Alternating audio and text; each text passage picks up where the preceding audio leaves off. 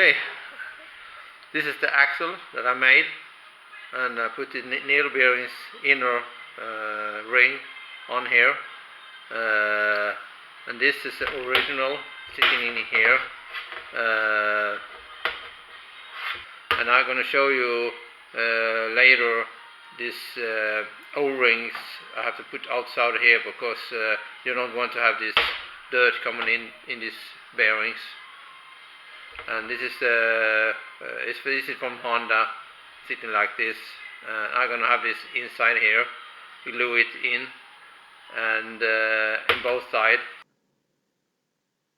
I'm taking out the rubber bushing from this upper arm of my Honda Civic,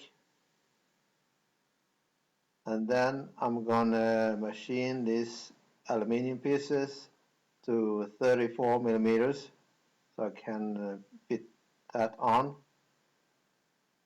And then I'm gonna turn one side, and then I'm gonna turn the other side, and then I'm gonna fit the needle bearings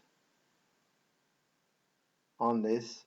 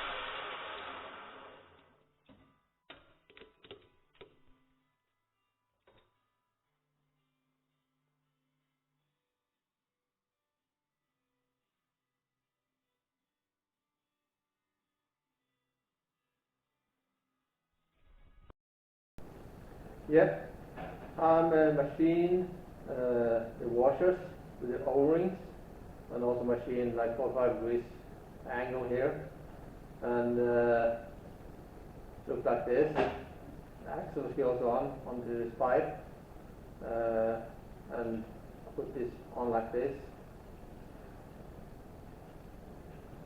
It moves really nicely up and down, and I also put this small grease nipple on both of them. This is like I said, for Honda upper arm.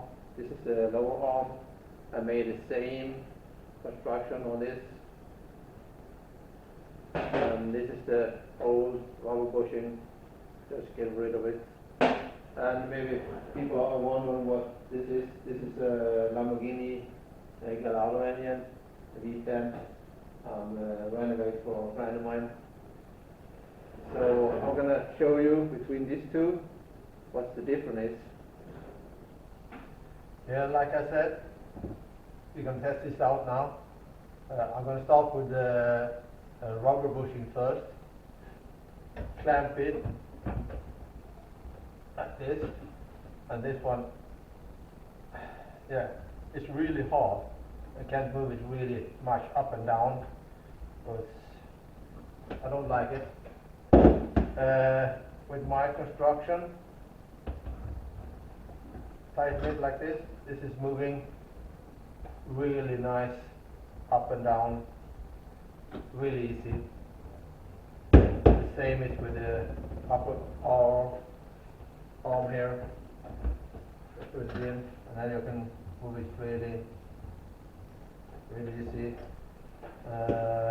And then we have this bushings when I use them, but after a while this hole gets bigger, then it don't work, and then you have to change it again.